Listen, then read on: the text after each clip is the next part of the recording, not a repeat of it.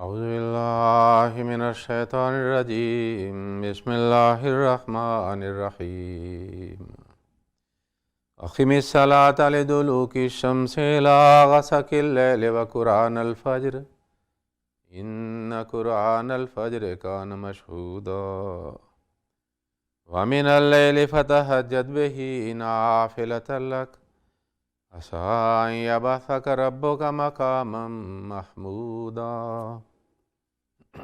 Assalamu alaikum wa rahmatullahi wa barakatuhu.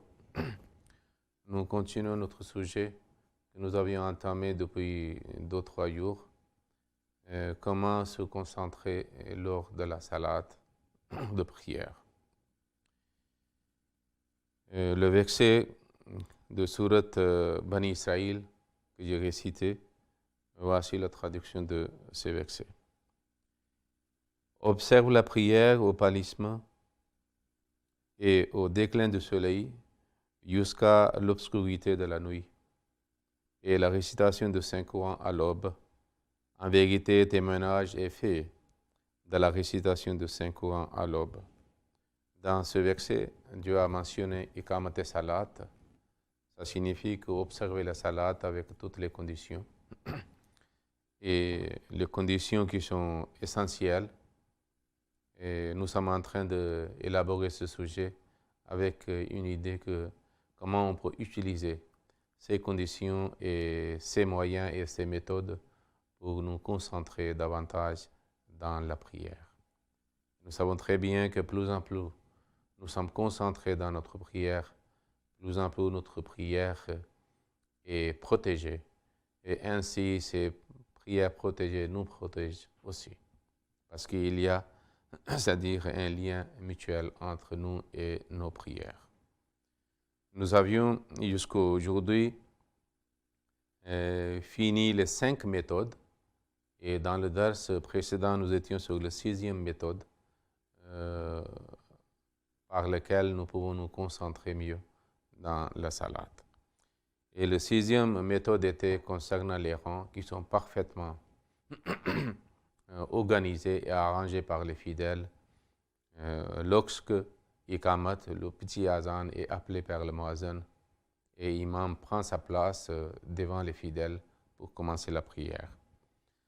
Avant que l'imam commence la prière, les fidèles sont toujours conseillés avec un accent particulier par le saint prophète sallallahu alayhi wa sallam de maintenir les rangs très droits. Jusqu'à que, comme nous avions appris, que lui-même, il essayait de, c'est-à-dire corriger si les rangs ne sont pas droits.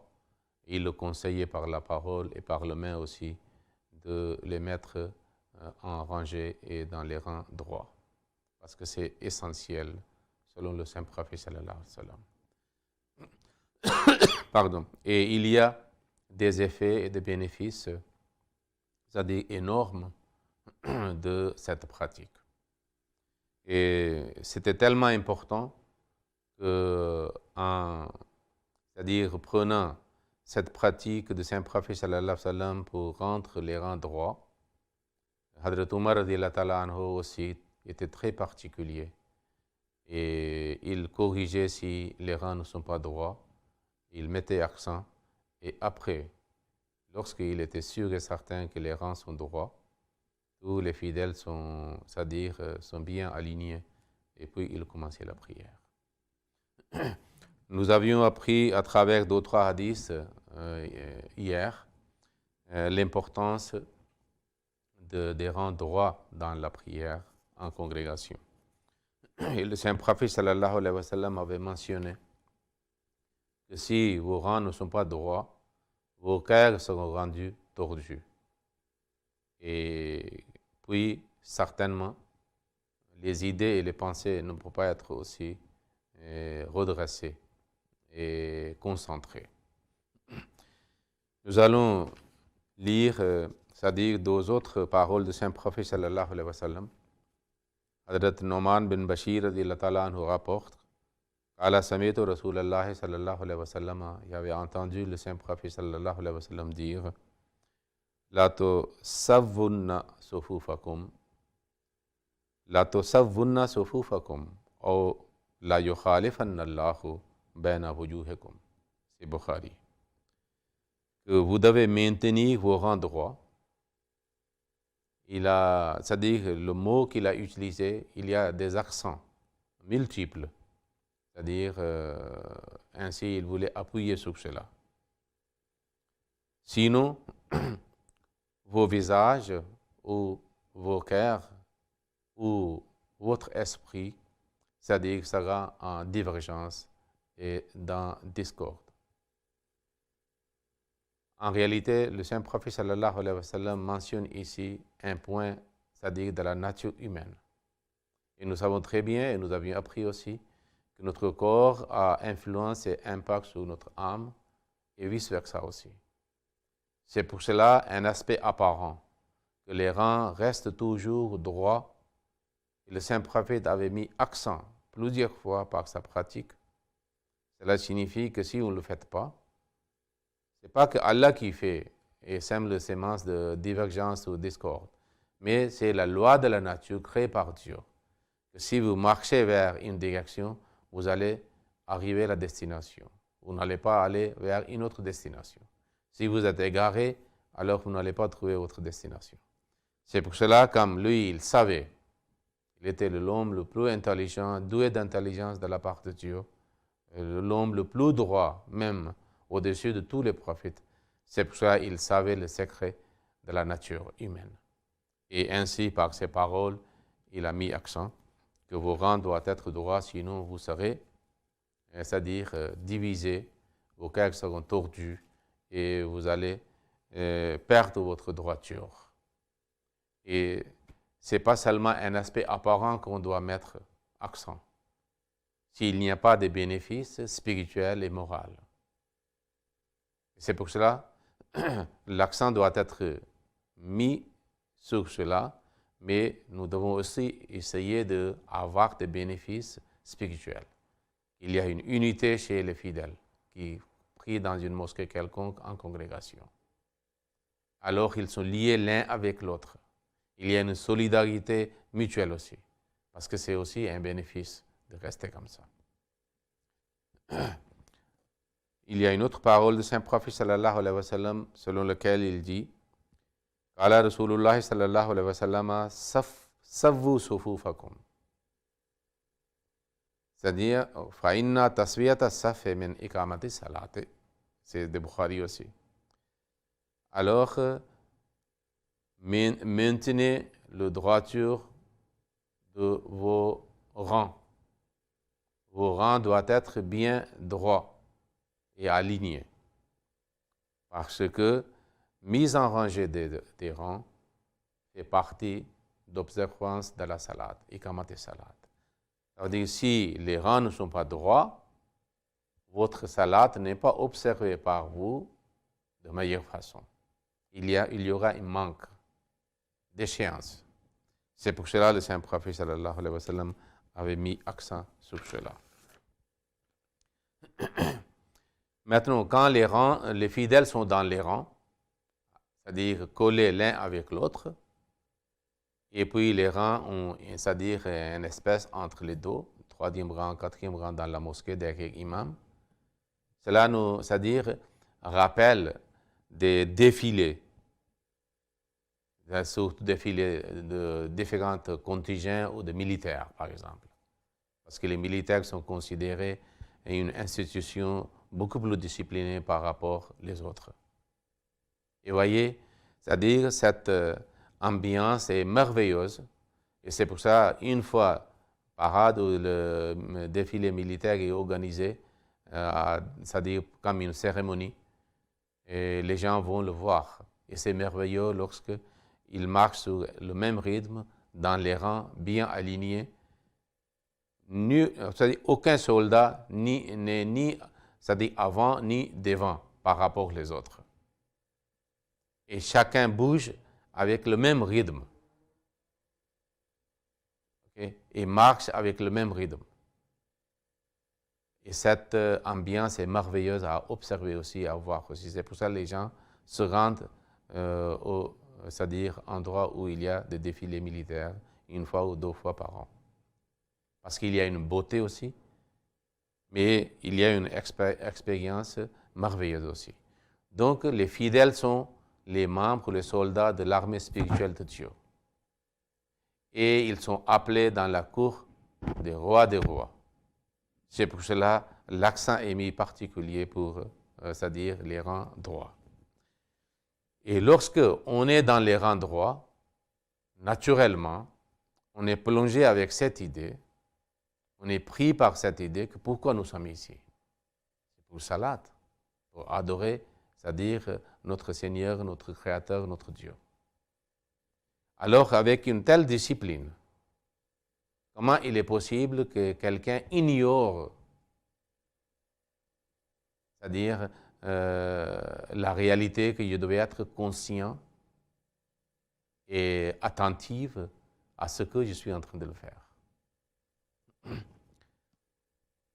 Et alors, ce scénario, cette ambiance crée une grande influence sur l'esprit de l'homme, sur la conscience de l'homme.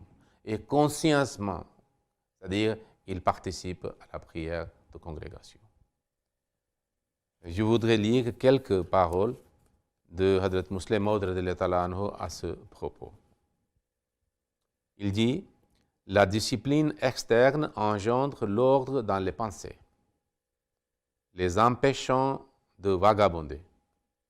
Lorsque les rangs se conforment pour la prière, les pensées profondes s'alignent, elles aussi. Parce qu'il y a un contact mutuel et les effets et l'influence mutuelle entre le corps et l'âme. Tous les musulmans parfaitement alignés, en silence, devant le roi des rois, est une image forte qui frappe l'imagination.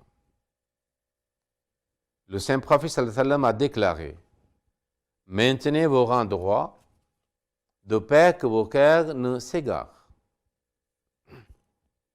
Cette tradition montre l'importance des rangées et indique que le désordre extérieur nuit l'harmonie spirituelle. Donc c'est pour cela que les fidèles sont dans les rangs et nul n'est ni devant par rapport aux autres et ni derrière. Et alors, parfaitement, solennellement, consciemment, on est en train de faire la prière et cela nous aide pour améliorer la qualité de notre concentration dans la prière.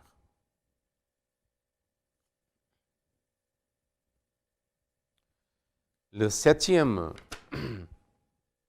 méthode pour se concentrer lors de salat est le niyat, l'intention. Parce que fidèles sont là-bas, après les ikamat, ils sont debout, ils se mettent en rang droit, en voyant à droite, à gauche. Des fois, les gens ignorent et c'est pour cela que les rangs ne sont pas droits. On peut voir à droite, à gauche, ok. Et derrière aussi, est-ce que nous sommes bien alignés ou non? Maintenant, on doit formuler niyat.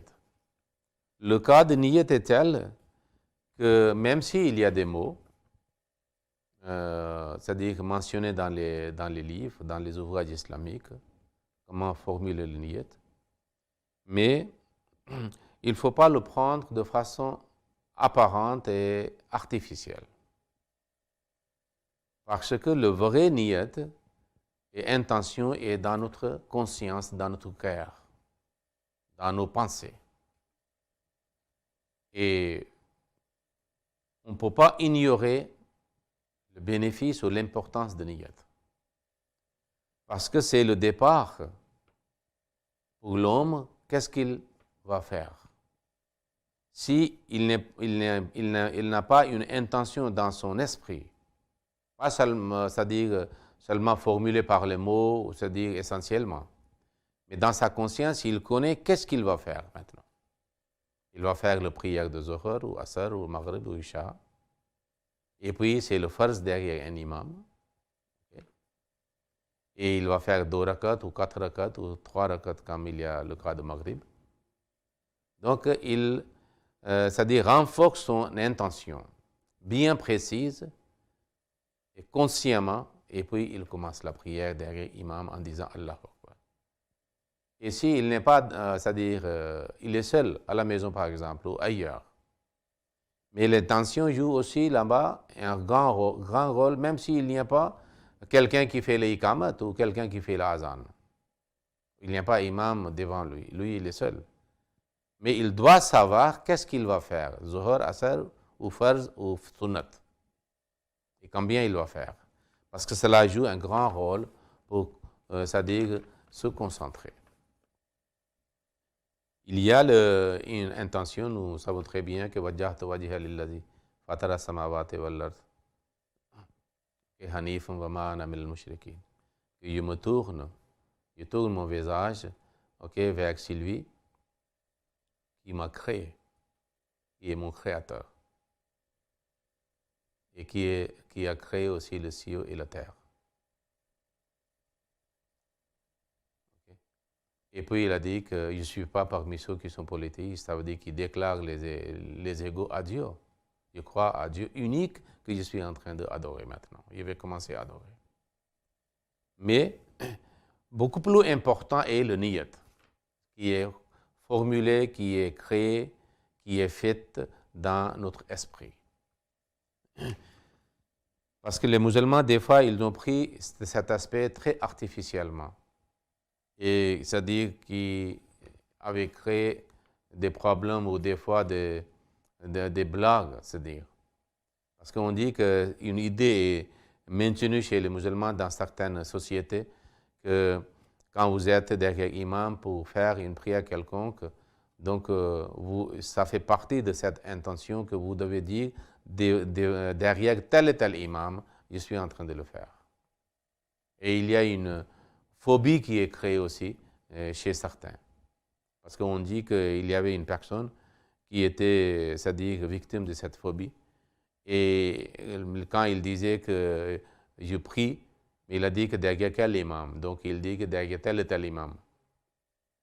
Alors s'il est dans le premier rang, juste derrière l'imam, alors il disait en indiquant par son droit que voilà, derrière tel et tel imam, je suis. Mais s'il est dans le deuxième, troisième ou quatrième rang, qu'est-ce qu'il va faire? Donc des fois, pour être satisfait pour cette personne, on dit qu'une fois, il est allé jusqu'à qu'il touche l'imam. S'il n'est pas satisfait, des fois, il frappe à son dos, que derrière cet imam, que je suis en train de faire telle et telle prière. Ça peut être une blague, une plaisanterie ou un signe de phobie pour quelqu'un. Mais, en réalité, l'intention joue un grand rôle. C'est pour ça que le Saint-Prophète sallallahu alayhi wa sallam a dit qu'innamal a'malu binniyat.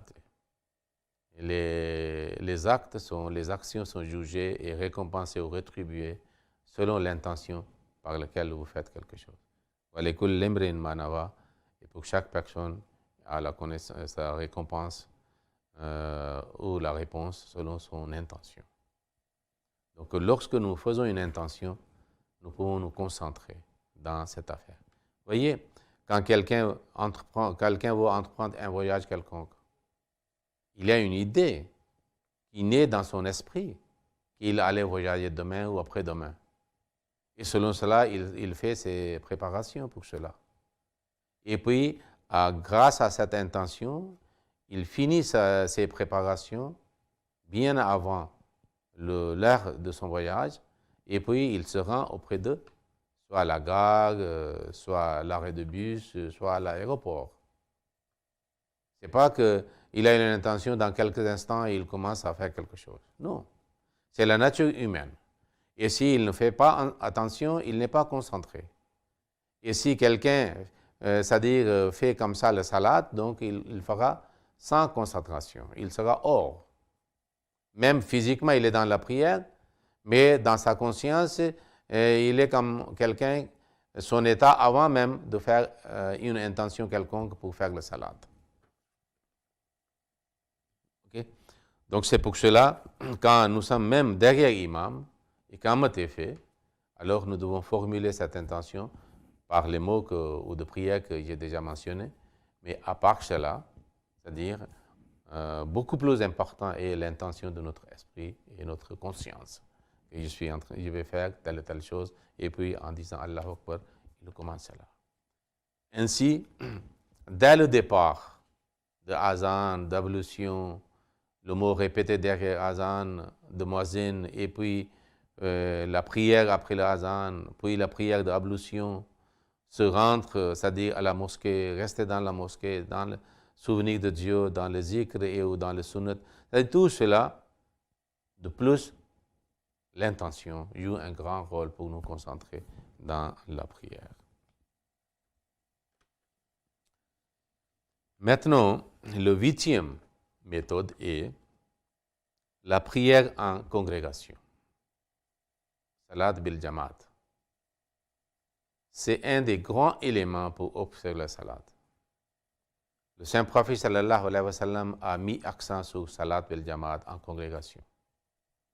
Il a dit si quelqu'un prie individuellement, il aura récompense d'un bien, et s'il fait le même salat en congrégation derrière un imam, ou lui-même il est imam, il aura la récompense 27 fois plus que la prière individuelle. C'est comme vous travaillez quelque chose, vous recevez 1 euro et l'autre personne d'une autre manière, alors beaucoup plus adéquate, il reçoit 27. Donc certainement, on sera incliné vers, c'est-à-dire la façon de faire un travail qui vous accorde, qui vous mérite 25 euros, 25 fois plus la récompense ou le revenu. C'est pour cela le salat en congrégation, parce que le salat en congrégation rassemble beaucoup d'éléments. Beaucoup d'éléments qui nous favorisent l'ambiance pour se concentrer dans la salat. Par exemple, comme j'ai mentionné le défilé militaire, nous savons très bien qu'il y a des mouvements. Okay? Et quelqu'un qui est en train de, comme un maître de la cérémonie, c'est-à-dire qui utilise les instruments de musique, alors c'est lui qui dirige, qu'est-ce que vous devez faire, ou quelqu'un qui crie avec la haute voix, et les soldats comprennent très bien qu'il doit marcher maintenant, il doit s'arrêter, ou tourner à droite ou à gauche, et qu'est-ce qu'il doit faire. Donc tout est discipliné. Donc, dans la prière en congrégation, il y a quelqu'un qui est maître de cette cérémonie spirituelle ou défilé spirituel, qui est imam. Maintenant, il est possible que quelqu'un qui n'est pas concentré comme il faut, comme il fallait, mais lorsque l'imam dit quelque chose, fait quelque chose, alors à ce moment-là, il est informé, il est averti que vous êtes resté derrière. Ok?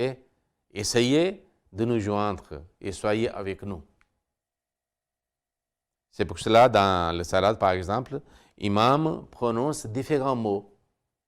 Par exemple, s'il y a des prières, il commence en disant Allahu Akbar. Cette parole est glorieuse. Que nous sommes répétés, c'est-à-dire nous sommes avertis, nous sommes informés, c'est-à-dire de façon répétée, en disant Allahu Akbar. Okay? Et puis, il est attentif maintenant, nous sommes devant le plus grand. Alors, ça nous donne une idée d'être beaucoup plus attentif, sans perdre le temps, même un moindre seconde. Et puis, il récite Surat Fatiha, s'il y a la prière de Fajr, ou Isha ou Maghrib. Et quand quelqu'un est en train de réciter, et nous l'écoutons, même pas tellement attentifs, mais au moins nous sommes conscients que nous sommes derrière cet imam et nous sommes en train de faire la prière, jusqu'à Amin. Et nous écoutons. Et puis, une partie de Saint-Coran, après Amin, imam récite. Cela c'est-à-dire, cela maintient notre concentration. Après, il dit Allahu Akbar quand il va pour le ruku. Et si quelqu'un était indifférent ou qui ignorait sa présence dans le salat, ou c'est-à-dire sa concentration, quand l'imam dit pour aller dans le ruku Allahu Akbar, il se réveille tout de suite. Je suis dans la prière, pourquoi je pense des autres choses? Donc il revient dans le salat. Et puis après, Quand, c'est-à-dire, imam se tient debout de nouveau, il dit Sami Allahu liman hamida.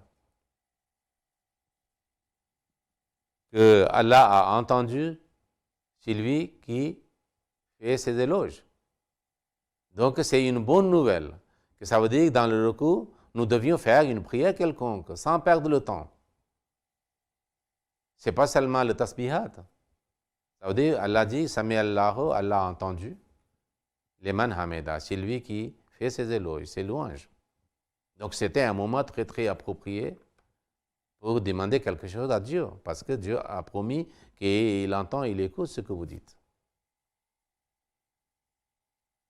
Alors, quand quelqu'un perd un peu de moment et il est moins concentré, c'est-à-dire il est averti par cela. Et puis, il est debout. Tout le monde est debout. Et des fois, c'est-à-dire à cause de congrégation, on peut voir que des fois, si on est un peu inconscient, indifférent ou négligent un peu, on peut, c'est-à-dire on songe que voilà, il y a quelqu'un qui est à ma droite et l'autre est à ma gauche, devant moi, derrière moi, ils sont en train de faire la prière et pourquoi je suis en train de balader ailleurs, dans ma réflexion, dans mes idées, dans mes pensées. Donc ainsi, il est, c'est-à-dire à travers les autres fidèles, il revient dans la salade.